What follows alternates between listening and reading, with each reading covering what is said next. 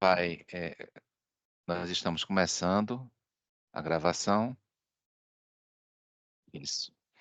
Então, é um prazer imenso, né, mais uma vez, ter a possibilidade de conversar um pouco sobre essa emenda constitucional 132, de 20 de dezembro de 2023, agora, com o Antônio Alcoforada, a professora Mary Elbe, pessoas que profundas conhecedoras de direito tributário. Vai ser um prazer enorme para a gente contar com essa colaboração, com esse aporte.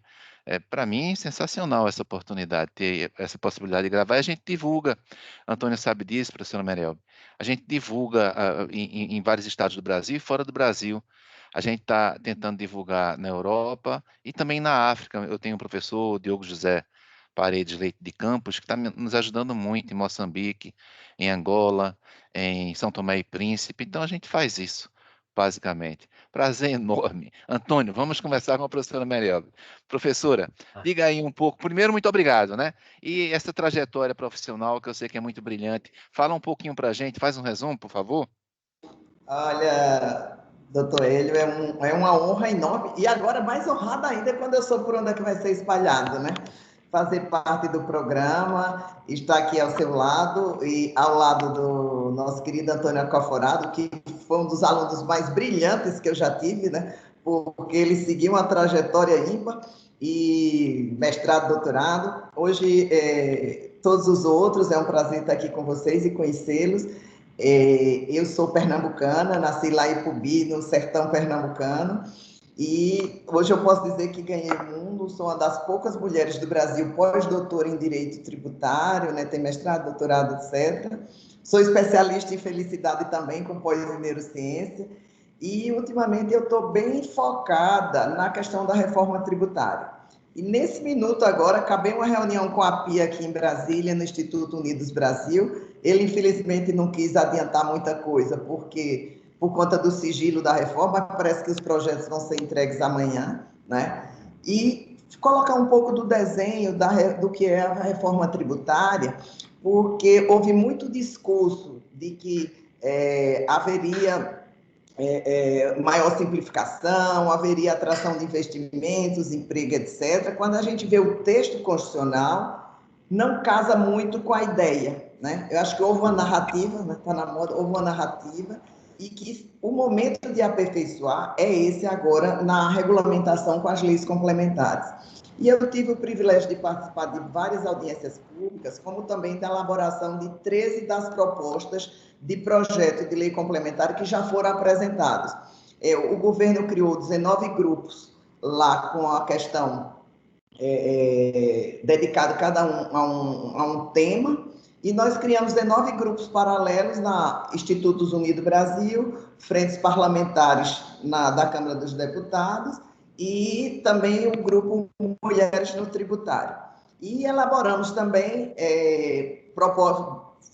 formamos 19 grupos e elaboramos também propostas, e já apresentamos 13 propostas de regulamentação com coisas que nós entendemos que são vitais para que a reforma tributária atinja os objetivos dela, de simplificar, atrair investimentos e realize os princípios constitucionais que ela visa, né?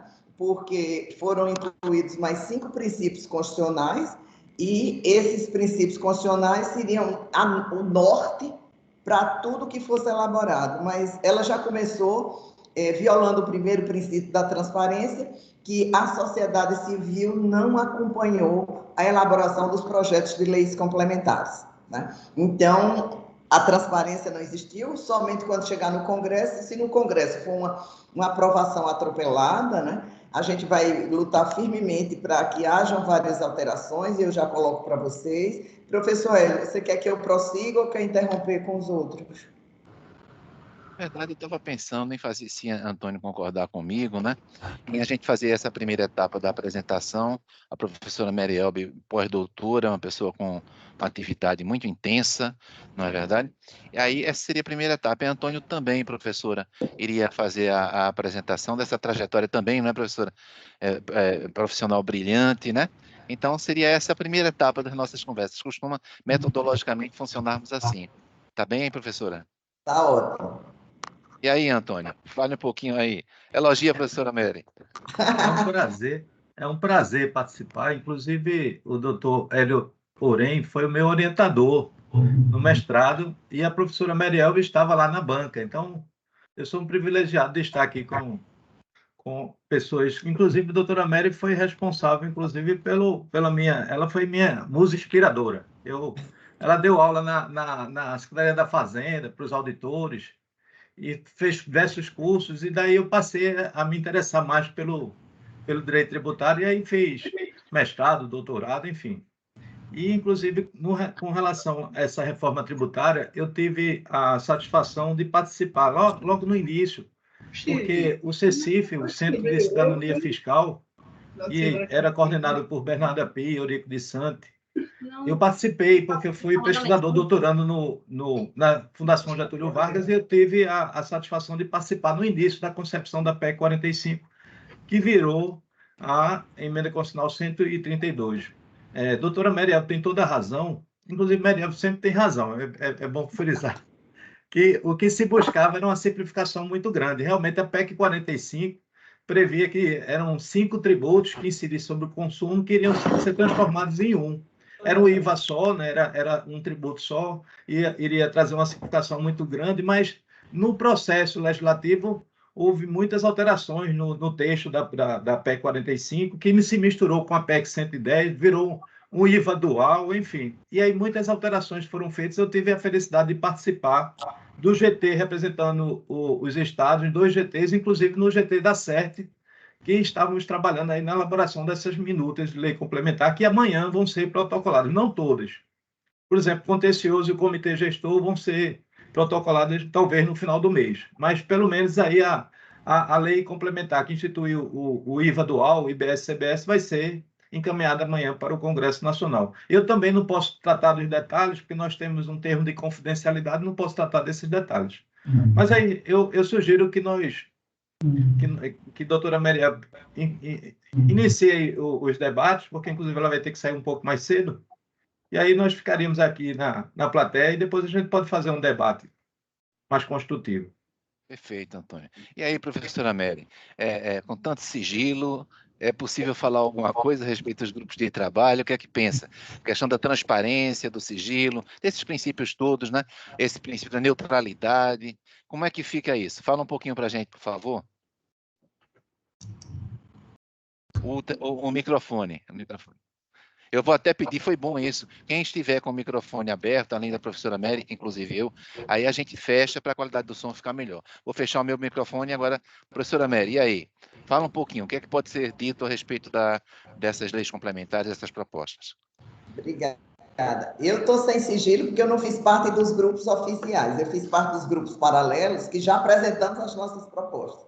Então, eu posso falar bem dessas propostas, por quê? Porque foram os pontos vitais, necessários e imprescindíveis, né, para ficar bem ratificado, para que nós tenhamos um sistema tributário mais simples.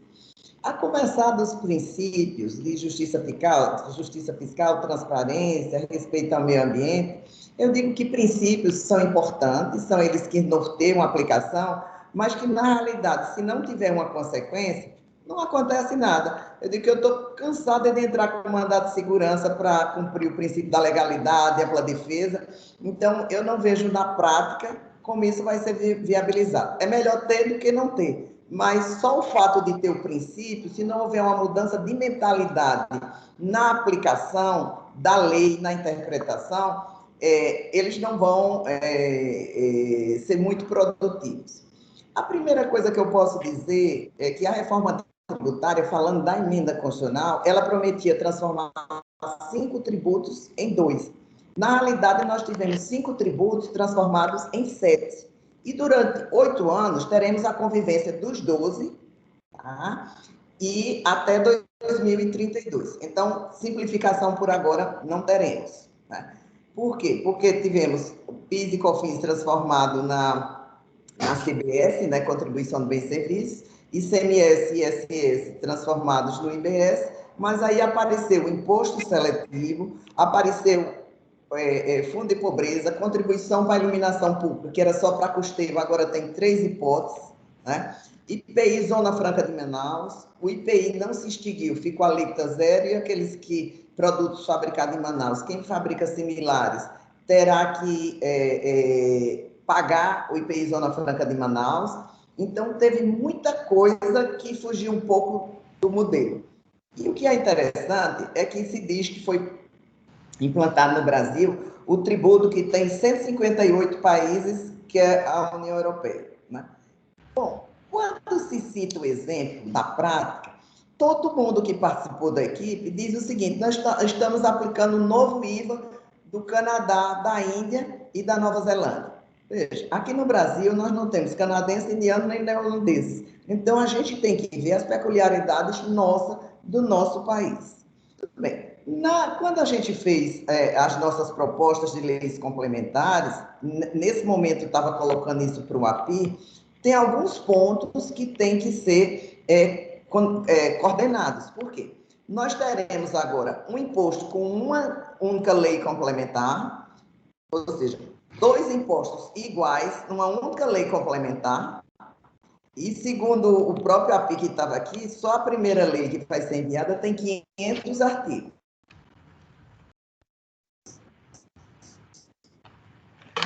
Sabe que é para ser interpretado.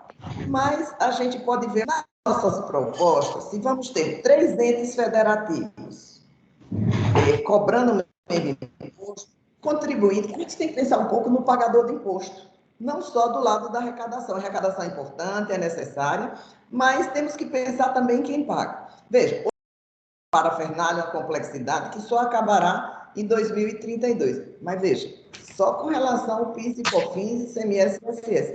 Porque, por exemplo, toda escrituração fiscal, etc., continua para os outros tributos. Então, esse é o primeiro ponto.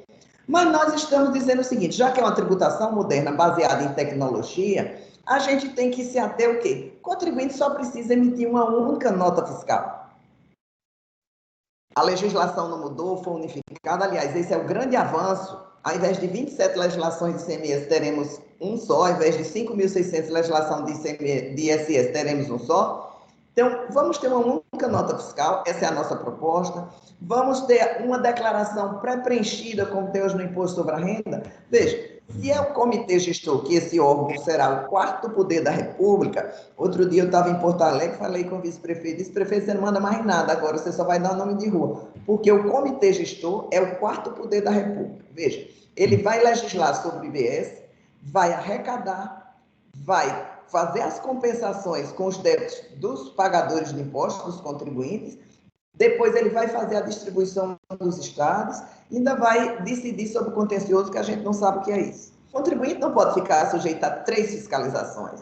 O contribuinte terá necessariamente que ter uma única obrigação e uma única fiscalização. Não pode ficar sujeito à fiscalização de município, estados e o federal. É uma lei só. Se você tem uma lei só, e aí 3 entes aplicam e interpretam, e 3 órgãos julgam administrativamente, órgãos diferentes, Justiça Estadual, Justiça Federal julgam, nós sabemos a prática como é, as interpretações divergentes, e isso vai gerar um caos para o contribuinte, e litigiosidade, que era o que o texto pretendia acabar. Então, a gente sugere que seja apenas uma única fiscalização, seja apenas um único processo e um único julgamento. Como é que vai ser isso? Aí não é problema de quem paga imposto.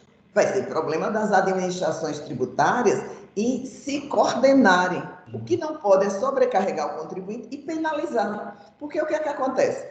Nos últimos anos, o que é que aconteceu? Toda a tributação passou a ser como? Antigamente tínhamos, eu fui da Receita Federal, né? Era tributo lançado de ofício. Hoje não. Hoje você lê, interpreta, aplica, paga o imposto. Depois de 4, 5 anos, chega o fiscal, você interpretou errado. E aí aplica pesadas multas. Isso tem que acabar. Inclusive, a gente está sugerindo que a primeira fiscalização seja orientativa. Porque o contribuinte aplicou o que ele achava. As administrações tributárias, elas têm que esclarecer o que é que elas querem. Então, a gente sugere o quê? Um aviso amigável. Entrou auditor fiscal, ele tem que fazer um aviso amigável, dar um prazo, dizer qual a interpretação da Fazenda, e aí um prazo para cumprir. Se ele não quiser, aí sim passe para uma etapa de fiscalização e autuação. Mas tem que ser dada o novo sistema, né, baseado na respeito à expectativas legítima, boa-fé e na confiança. Então, esse princípio precisa casar com a realidade. Nós não podemos ficar mais sujeitos a tantas fiscalizações e tantas interpretações divergentes, né? E há tantos processos, que é isso que leva para esse grande litígio de mais de 5 trilhões de reais que temos hoje no judiciário, além de sobrecarregar o judiciário. Então, nós sugerimos, por exemplo, aplicação da mediação antes da autuação, aplicação da arbitragem, que são formas modernas de solucionar litígios e não ficar impactando o tempo todo o judiciário. Ontem mesmo, a ministra Regina Helena Costa publicou uma entrevista onde ela dizia o seguinte: estou preocupada com o comitê gestor. Por quê? Porque o comitê gestor vai ser o quarto poder da República que vai o quê?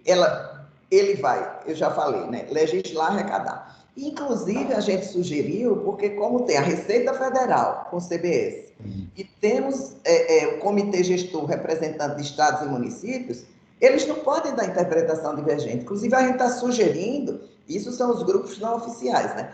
Uma Câmara Única de Interpretação e Uniformização. Para quê?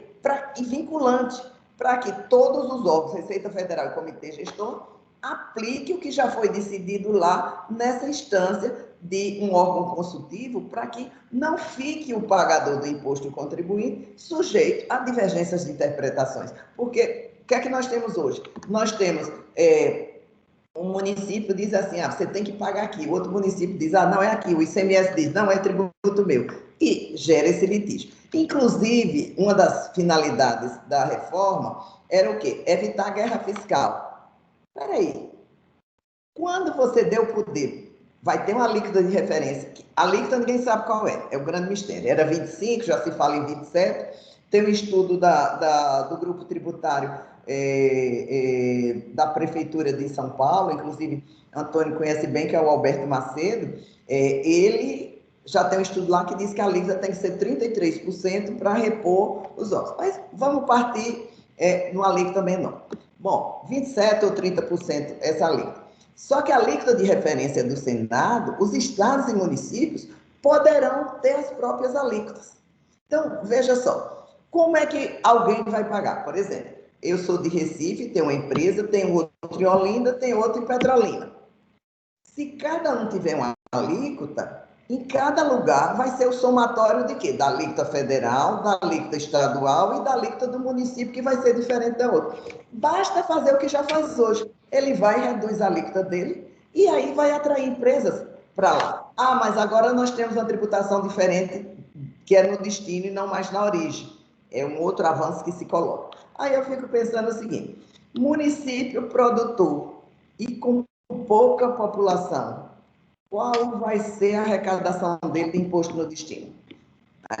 Então, isso vai ter um impacto que os próprios deputados, governadores e prefeitos ainda não refletiram sobre isso. Sem dar nenhum spoiler, né? Mas o que vai na fofoca de corredor é que as divergências que estão tendo entre União, Estado e municípios sobre a formulação da lei foi isso que atrasou todo o projeto. Imagine, doutor Antônio Alcanforado, que foi do Confaz, né? Aquilo lá era uma briga de foice, né?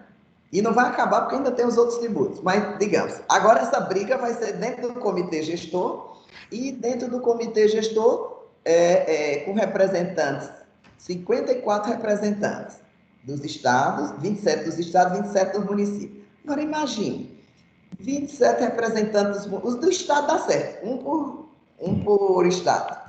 Inclusive, doutor Antônio, a gente está defendendo que não seja só representante das fazendas estaduais, porque a Constituição não vetou. Então, a sociedade civil precisa integrar esse órgão. Precisamos começar, nós estudiosos, nós que somos pagadores de impostos, precisamos participar das decisões. Hoje nós temos uma atitude muito passiva.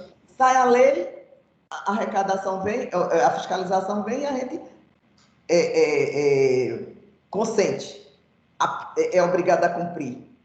Não, acho que chegou a hora da sociedade se impor o setor produtivo, e é isso que a gente está trabalhando aqui no Instituto Unidos Brasil, para que haja uma maior participação, como a OAB, Confederação de Indústria, de Comércio, etc., para que haja uma diversidade. Mas o interessante vão ser 27 representantes de 5.680 municípios. Como é que vai fazer esse filtro? Né? Serão os prefeitos das capitais e os outros. A gente está propondo que haja uma eleição, só que como será essa eleição vai ser difícil. É igual a eleição de prefeito, ele já vota no prefeito, no vereador e no representante do comitê gestor. Então, tem um amplo espaço para nós, estudiosos do direito, nós, formadores de opiniões, a gente possa simplesmente contribuir nesse momento. Esse é o momento, porque depois, acabou. A PI mesmo agora estava dizendo o seguinte, não adianta mais reclamar, está na emenda constitucional. Veja, a emenda constitucional chegou no Congresso, 10 minutos antes do texto, a maioria não leu, se não todos, né? A maioria não leu. Vários deputados disseram, eu não li porque eu não sei como é lá, vários disseram para mim que eu ouvi. Então, veja, está se fazendo uma mudança radical no nosso sistema tributário e, na realidade, está sendo votada sem ser lida. Então, isso é perigoso, isso é preocupante. E aí, doutor, ele fica a sugestão para o seu grupo se debruçar nesses projetos e fazerem sugestões. Eu me comprometo a levar essas sugestões para que possam ser analisadas aqui no Congresso. Então, tem vários pontos. Quer ver um ponto absurdo, que é a história da não cumulatividade plena. Não cumulatividade plena é você ter se creditado em tudo. Já que nos permitiu essa abertura, hoje no mestrado, a gente selecionou para as próximas terças-feiras, que toda terça-feira de manhã a gente discute um tema. Não sei se Antônio lembra disso, mas faz assim. Então, nós selecionamos 6 temas.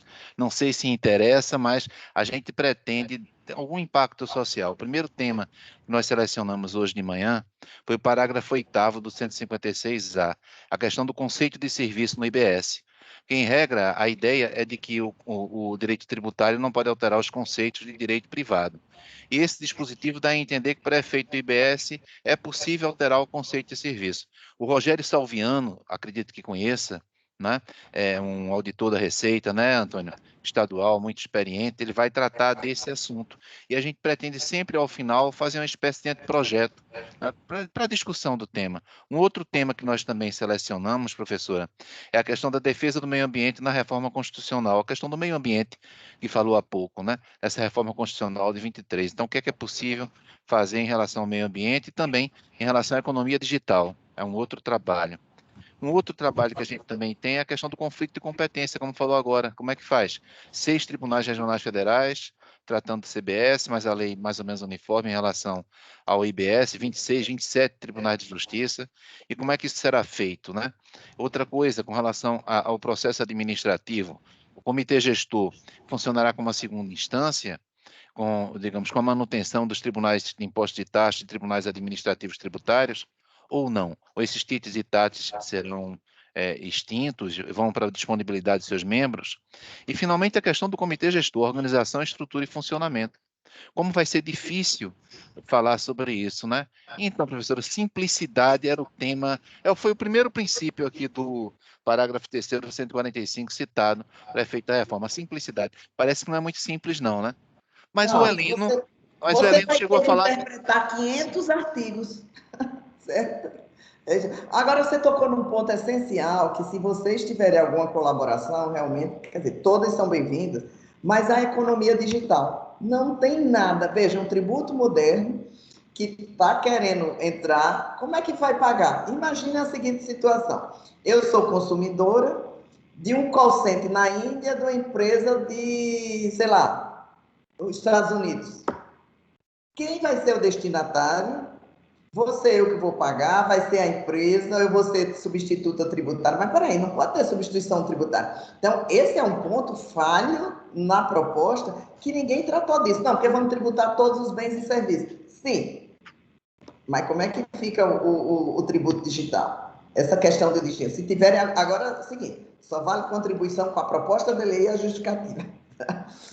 Só dizer que precisa fazer, aí a gente está assim, super assoberbado. Mas se tiver uma proposta dessa, eu acho muito interessante de defender, porque até agora as pessoas falaram, mas ninguém trouxe, né? E os deputados geralmente dizem o seguinte: está escrito? Não, então não adianta, eu quero uma coisa escrita para eu me basear aí com a justificativa. Então, é muito interessante, se vocês tiverem alguma coisa assim, eu me comprometo a trazer aqui para o Congresso, para a frente parlamentar, para que a gente possa debater sobre essa ótica.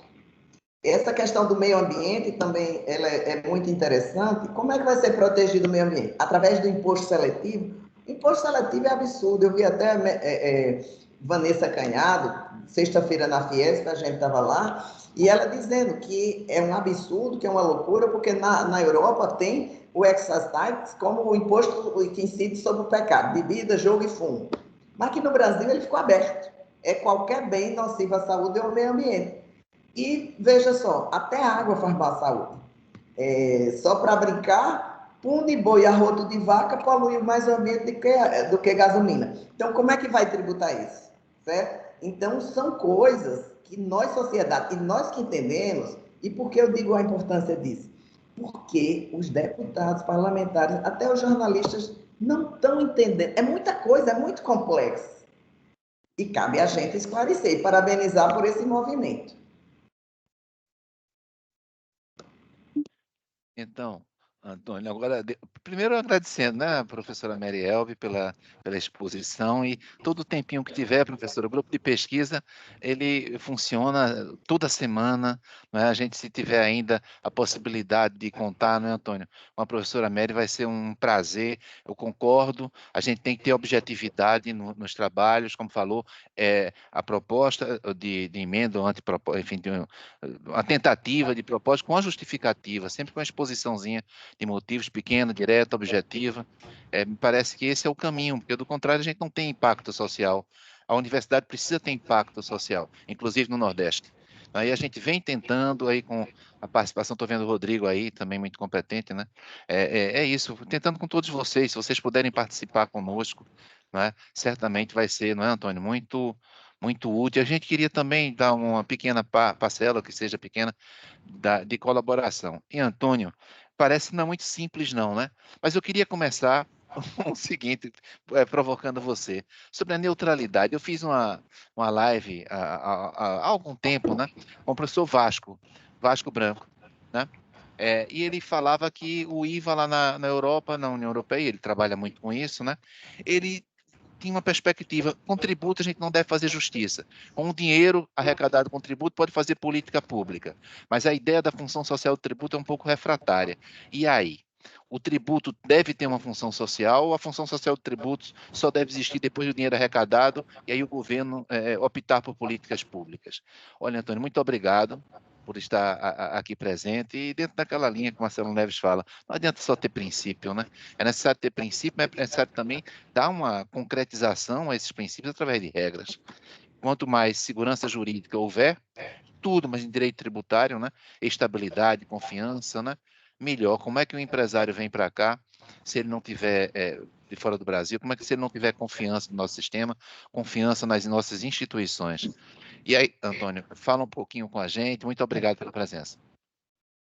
Eu que agradeço o convite. Bem, com relação a esses novos princípios, né, o princípio da simplicidade, neutralidade, transparência, justiça tributária e defesa do meio ambiente, são princípios que foram inseridos textualmente na Constituição. A neutralidade, que foi a pergunta, é aquele princípio que traz uma possibilidade que o direito tributário não interfira na atividade econômica. Por exemplo, nós temos muitas empresas que se instalam no estado de Pernambuco por conta da guerra fiscal, atraídos pela uma tributação menor, uma carga tributária menor. Então, isso muitas vezes é contrário à economia. Para o país, isso é terrível. Para os estados e os municípios mais pobres, de qualquer maneira, é uma forma de atrair investimentos. Haja vista, nós temos na Constituição um artigo que trata de um dos objetivos principais do nosso federalismo, é que haja uma distribuição mais igualitária, né? Inclusive um desenvolvimento igualitário entre as diversas regiões. Infelizmente, o dinheiro do orçamento ele muitas vezes não chega nesses estados e nesses municípios mais pobres. Aí termina não havendo essa possibilidade de uma equalização na distribuição de recursos, termina havendo uma concentração de riqueza muito grande. Um dos maiores problemas do Brasil é justamente essa concentração de riqueza, né? Com essa reforma tributária, eu penso que, nesse sentido, eu, inclusive, sou muito mais otimista do que a doutora Mary com relação à reforma tributária, porque nós temos uma complexidade absurda na nossa tributação atual. Essa divisão, por exemplo, da tributação, da tributação sobre o consumo entre União, os estados e municípios, que vem desde 1965, com o IPI, o ICMS e o ISS, três tributos de entes diferentes incidindo sobre a mesma base de incidência. Isso é muito complicado, é muito complexo. Nós temos eternas disputas judiciais com relação até à possibilidade. Por exemplo, o streaming, o que é que incide? Incide ICMS, incide ISS. O Supremo passa mais de uma década para decidir, e no final ele decide que é o ISS, porque foi alterada a Lei Complementar 116, e é possível a tributação do Imposto sobre Serviço na mera cessão para uso de imagem só. Mas nós entendemos que a Constituição, quando prevê a competência dos municípios, ele não prevê a competência dos municípios para instituir ISS sobre tudo que esteja na lei complementar. Lei complementar deve obediência à Constituição, evidentemente. Então, na minha opinião, uma mera cessão para uso não é efetivamente uma prestação efetiva de serviço. Então, não poderia incidir, por exemplo, sobre essas novas tecnologias, o ISS, nem tampouco o ICMS, porque o ICMS precisa de uma tradição de propriedade, precisa de uma operação jurídica, né? Então, não haveria aí, a partir do momento que a imagem e o som ficam nas nuvens, e nós temos o acesso, mas não há uma tradição, então não há uma operação de circulação jurídica de mercadoria. Então, nem incide ICMS, nem incide ISS. Então, acho que essa reforma tributária também traz essa possibilidade da tributação nos bens imateriais. O professor Meriel falou muito bem sobre essa complicação quando essas operações são iniciadas no exterior. A emenda constitucional e a lei complementar vai trazer alguns regramentos para isso.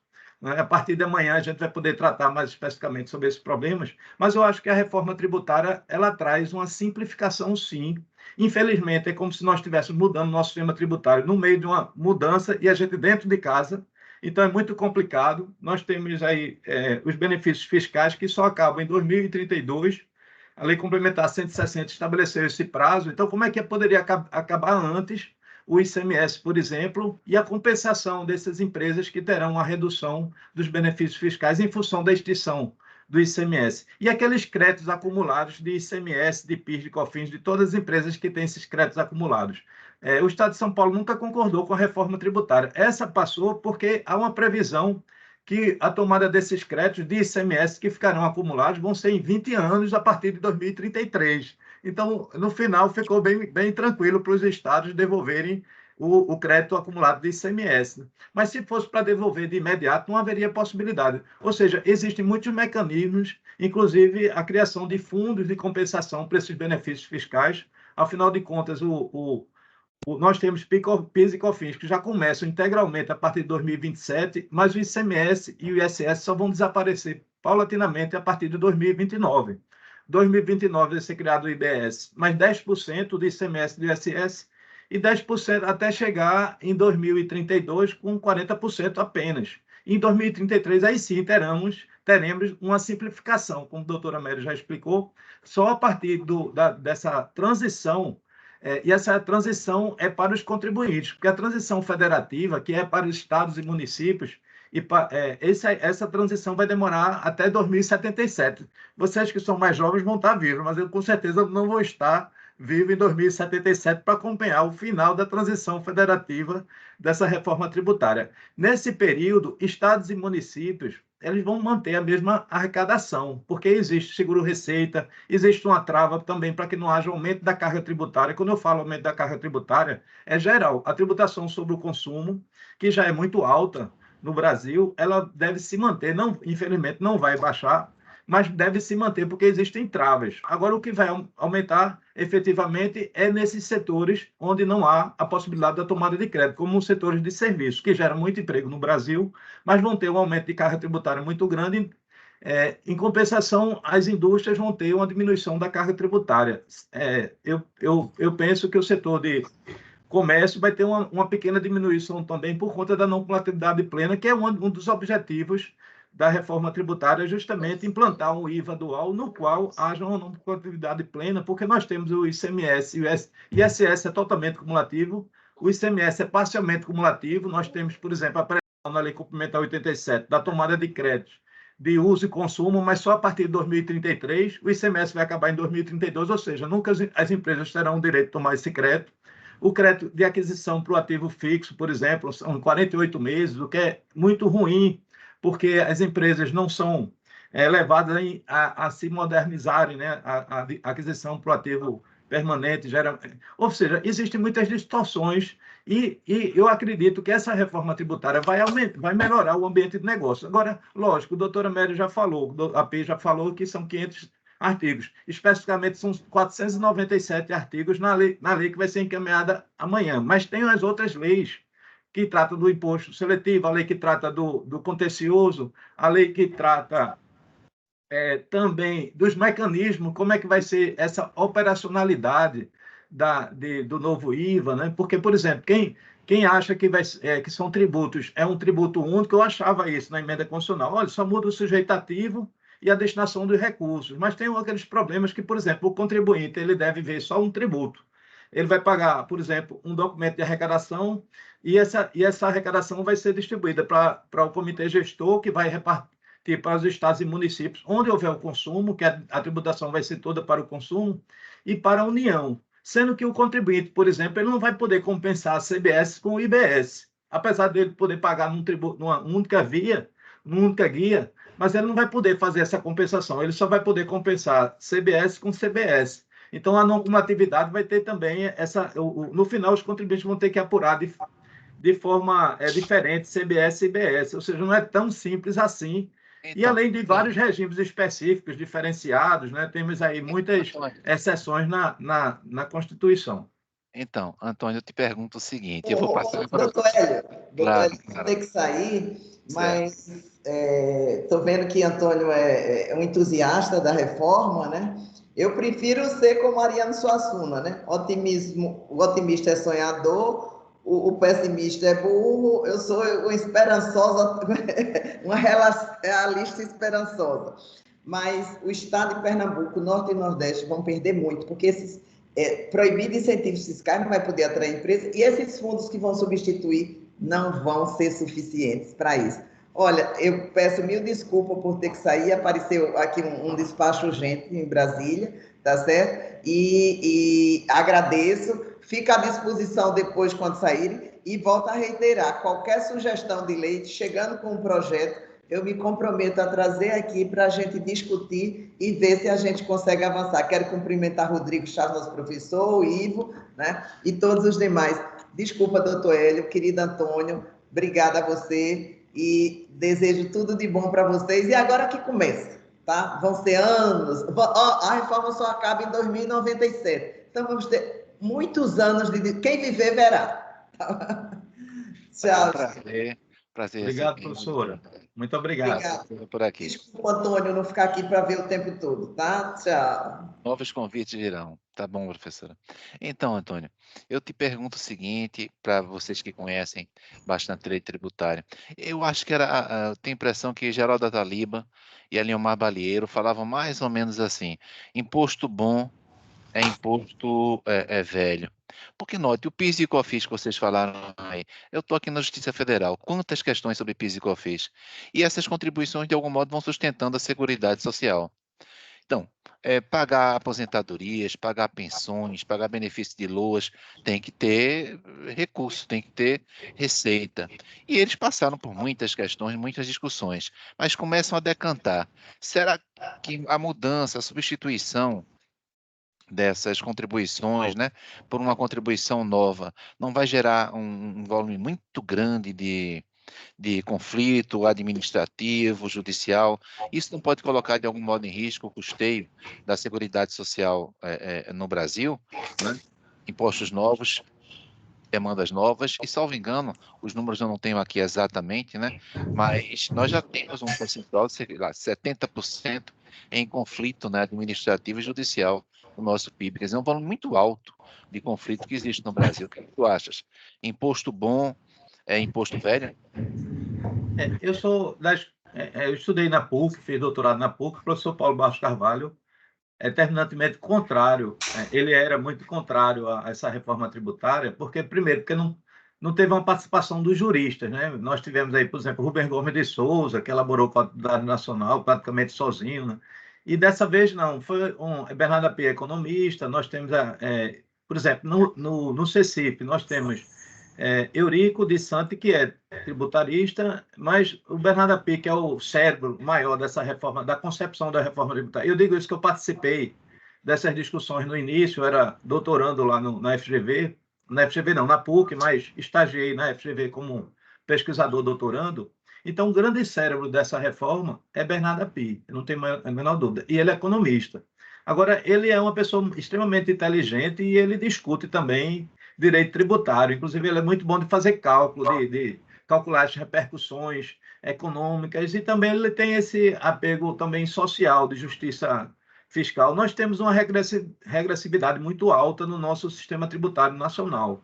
Nós temos uma tributação pequena na renda e principalmente no patrimônio, e uma tributação muito alta no setor de consumo, no consumo. E o PIS/COFINS, que foi criado a partir da Constituição de 88, ela, apesar de ter uma incidência sobre o faturamento, né, sobre a receita, mas essa receita, os empresários, logicamente, eles repercutem todo esse custo do PIS/COFINS nos preços, que vai terminar batendo no consumo. O Alfredo Augusto Beck, ele falou que, na verdade, todo tributo ele tem no final ele tem a repercussão no consumo. Todo tributo termina repercutindo no consumo. Mas, a partir do momento que PIS/COFINS, se nós formos em congressos que tratava de PIS/COFINS desde o início da sua instituição e hoje, sempre a gente vai debater, tem direito ou não ao crédito do insumo no PIS/COFINS. Quer dizer, eternamente essa litigância, e aí o senhor falou muito bem do excesso do crédito tributário que está lá, né, um contencioso altíssimo, isso gera inclusive um custo muito alto, né, um custo do Brasil muito alto, esse contencioso muito grande. Eu acredito que com a CBS, que vai substituir PIS/COFINS, já a partir de 2027 integralmente, ou seja, não vai ter essa transição, a CBS já começa integralmente, ela tem uma base de incidência muito mais ampla, porque quando você tem um tributo que vai incidir sobre o consumo de bens materiais ou imateriais, inclusive direitos, ou seja, ou serviço, você está praticamente colocando, tudo vai ter tributação, tudo vai estar dentro desse campo de incidência. Por quê? Porque os serviços, na verdade, porque a emenda diz, fala de consumo de bens materiais ou imateriais, inclusive direitos, então todos os bens materiais e imateriais. E se porventura tiver alguma cessão, uma possibilidade de direito sobre algum imóvel, qualquer coisa, vai ter também a incidência de bens materiais ou imateriais, ou com serviço. Aí o que o legislador pensou, ou com serviço, é dizer o seguinte: o que não for bem material ou imaterial, ou direito, vai ser serviço. Ou seja, praticamente nós estamos aí um tributo que vai incidir sobre tudo. E aí o importante é que haja uma não cumulatividade plena, porque o IVA ele tem esse condão de retirar da carga tributária no meio da cadeia. Nós temos nos Estados Unidos a tributação que só incide no final da cadeia. Na Europa, 174 países, países da OCDE, os países mais desenvolvidos, geralmente têm IVA. E o IVA tem essa característica. Olha, qual é o objetivo da não cumulatividade? Que a tributação seja efetivamente o que se tem da base de cálculo no final da cadeia, ou seja, o preço para o consumidor, vezes uma alíquota. E que não haja a tributação no meio da cadeia, para que o empresário realmente possa repassar tudo que ele pagou de tributo para as operações subsequentes. Mas nós temos atualmente uma tributação extremamente cumulativa. O ICMS, eu tenho aí o exemplo do tudo que se adquire para uso e consumo, não se tem o direito de tomar crédito. Existem muitas vedações do ICMS na lei complementar, 87, 96. O IPI tem, também, apesar do discurso da não cumulatividade plena, nós sabemos que nem o IPI nem o ICMS tem essa não cumulatividade plena. No caso do imposto sobre serviço, é cumulativo mesmo, já é cumulativo. Não, mas a alíquota é pequena, é 5%. Sim, mas é cumulativo, isso atrapalha a atividade empresarial. Nós temos o PIS/COFINS, que a Constituição prevê a possibilidade da não cumulatividade, mas é por atos infraconstitucionais. E aí há uma distorção muito grande na não cumulatividade do PIS/COFINS. Praticamente os pareceres da Receita Federal, quando o caso não está na Justiça, os pareceres da Procuradoria da Fazenda Nacional decidem se pode tomar crédito ou não, e aí haja conflito, haja litígio no Poder Judiciário. Então, eu acho que a CBS vai diminuir muito, vai simplificar muito esses litígios. Eu disse, não, mas é muito grande a quantidade de artigos, estão 497 artigos do que vai ser encaminhado amanhã, sendo que nós temos quantos artigos hoje em dia? Nós temos 26 estados do Distrito Federal com legislações de ICMS diferentes. Nós temos aí 5.568 com legislações diferentes do imposto sobre serviço. Temos a legislação extremamente complexa de PIS/COFINS, temos a legislação do IPI, e o final da guerra fiscal, eu acho que isso é uma vantagem, apesar de não ser muito interessante para estados e municípios que não vão conseguir atrair investimentos, mas de qualquer maneira é muito triste quando uma empresa chega em Pernambuco e diz, olha, a carga tributária do setor, de determinado setor na Paraíba é 1%. Então, se vocês não me derem uma carga tributária de 1%, nós vamos migrar para a Paraíba. Antigamente, a guerra fiscal era entre o estado de São Paulo e o estado de Pernambuco, São Paulo e Paraíba. Hoje em dia, a guerra fiscal é dentro da mesma região. Isso é muito perverso para a economia brasileira. Logicamente, para o empresário é bom. Aquele empresário que tem mais dinheiro, que tem bons advogados, bons consultores, que pode contratar doutor Ivo para fazer doutor Rodrigo e muitos outros. Aí, tudo bem, o empresário vai ganhar dinheiro, vai ter bons consultores para orientá-lo, mas aquele pequeno que não tem uma boa orientação, aquele ali nem tem essa possibilidade de mudar de estado, enfim. Então, eu acho que essa neutralidade vai existir, lógico, não com toda a contundência, mas vai diminuir muito essa interferência do tributo na economia. Então, se as empresas vêm, por exemplo, para Pernambuco por conta do turismo, então tudo bem, porque aqui realmente é um local que atrai empresas que possam investir em turismo. Com relação à questão do meio ambiente, o imposto seletivo tem esse condão, né, que vai já ser inserido a partir de 2027, já integralmente. Esse imposto vai ter o condão de ter uma incidência nessas externalidades negativas, né? Tudo que faz mal à saúde e ao meio ambiente.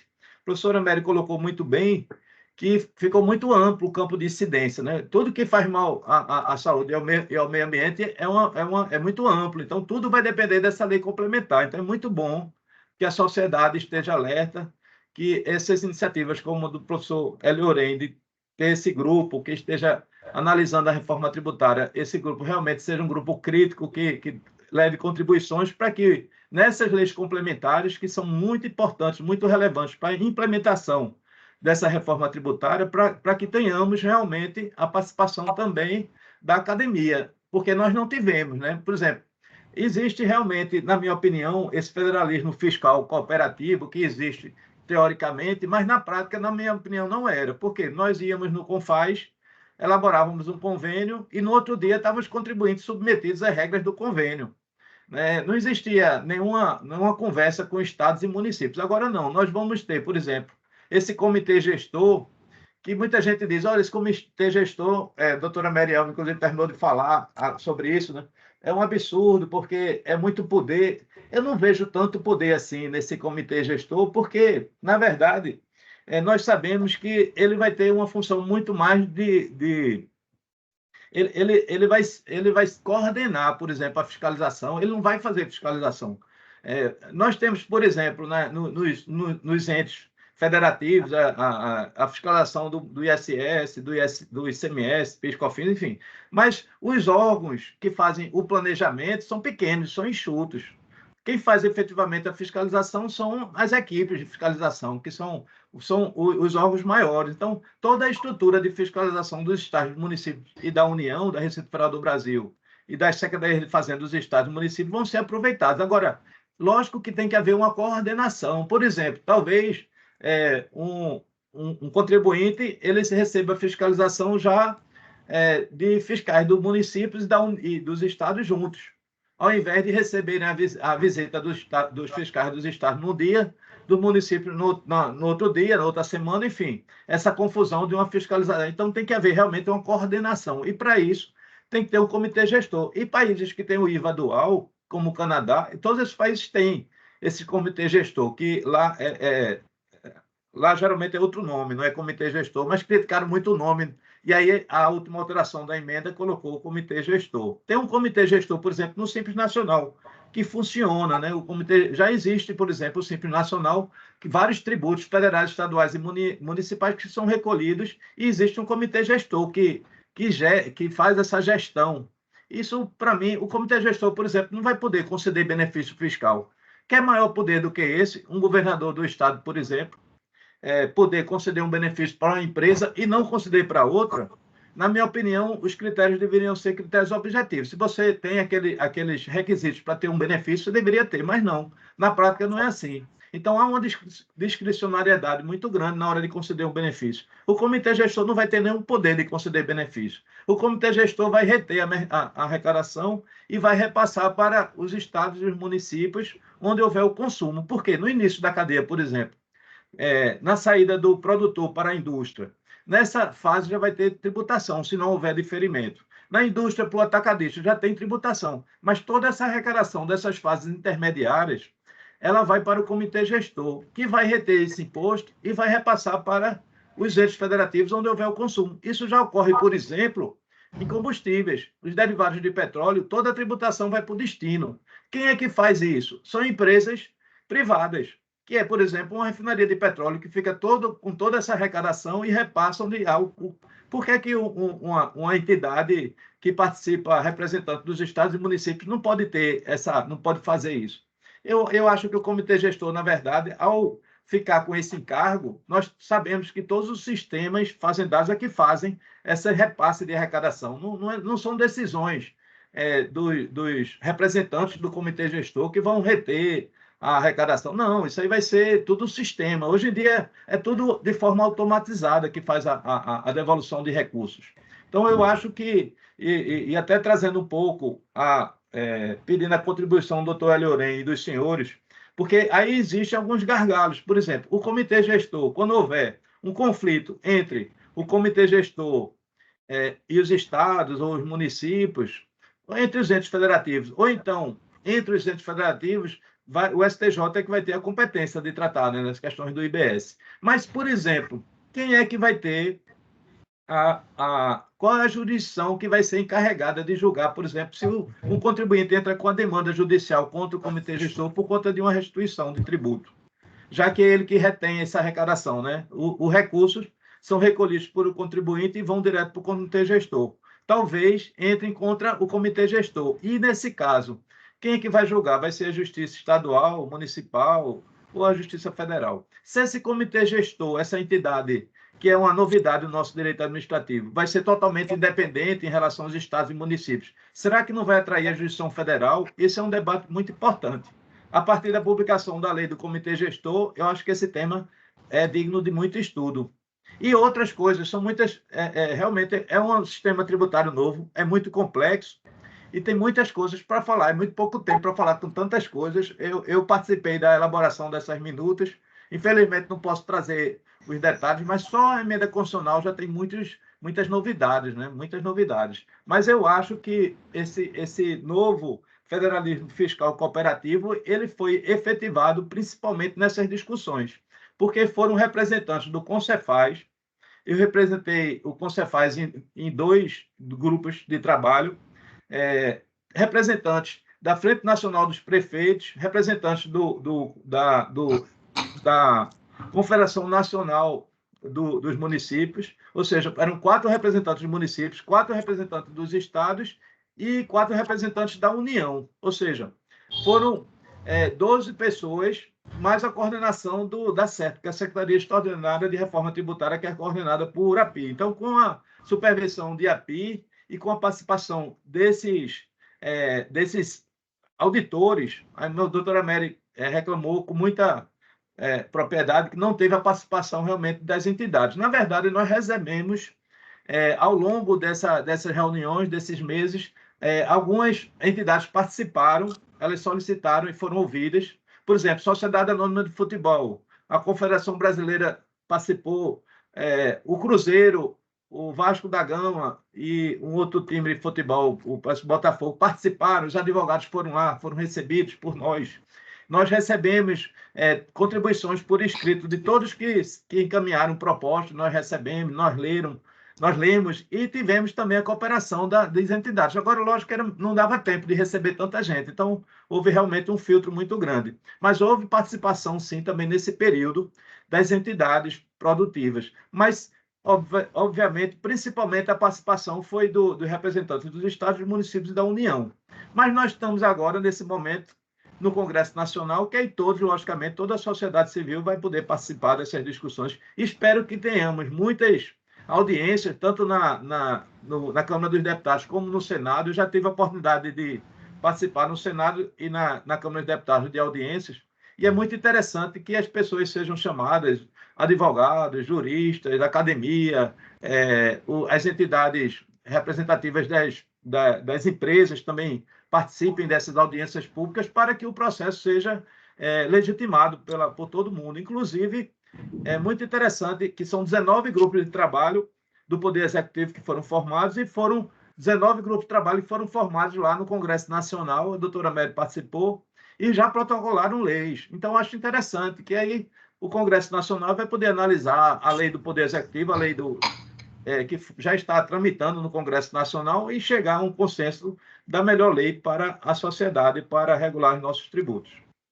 Então, Antônio, dentro dessa linha, eu estou vendo aqui você, o Rodrigo, o Ivo, o João Paulo e muitos mais, com certeza. Eu vou pedir a colaboração de todos. A gente tem um grupo de pesquisa, política e tributação, aspectos materiais e processuais. Toda terça-feira a gente faz uma reunião. Eu vou repetir os temas das nossas reuniões. Se tiverem um tempinho comparecendo online ou comparecendo presencialmente, eu vou agradecer demais. A gente pretende fazer, de alguma maneira, o que a professora Marielbe falou, não adianta só a gente ter retórica, é necessário fazer quando for o caso, né, fazer um pequeno anteprojeto de lei, com a justificativas em respectiva. Eu acho que a universidade poderia, de algum modo, participar, inclusive a partir do Nordeste, dessa maneira. Então, só lembrando, a gente tem um PIBIC, né, um programa de iniciação científica. O nosso tema atual é a tributação GAFAM, Amazon, enfim, a tributação GAFAM, Google, Amazon, Facebook, Apple, Microsoft, e a gente está discutindo esse IVA amplo e a tributação em nuvem. Então, se vocês tiverem alguma contribuição, a gente vai agradecer muito, né? São 4 trabalhos de pesquisa no PIBIC, e seria muito importante que a gente contasse com o apoio de pessoas como vocês, muito experientes, professores, estudiosos, né? Então, a gente queria muito. Eu peço a vocês que, tendo um espaçozinho, coloca no grupo. Antônio, acho que está no grupo, Rodrigo. Eu não sei se Ivo também poderia participar conosco. Eu quero agradecer, se puder, Ivo, também para a gente desenvolver esse trabalho que a gente está sendo chamado de PIBIC, Iniciação Científica.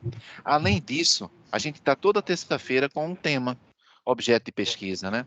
Então, vou só lembrar no grupo, né, para quem quiser participar nas terças-feiras, no 6º andar lá do G4 da Universidade Católica de Pernambuco, tendo um tempinho, mesmo online.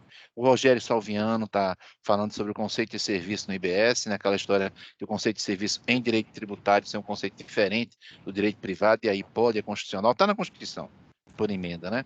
Essa emenda recente. Um outro trabalho de José Neto sobre a questão do meio ambiente na reforma constitucional tributária, né? Depois temos o Alberto, acho que teu colega, né, Antônio? Isso.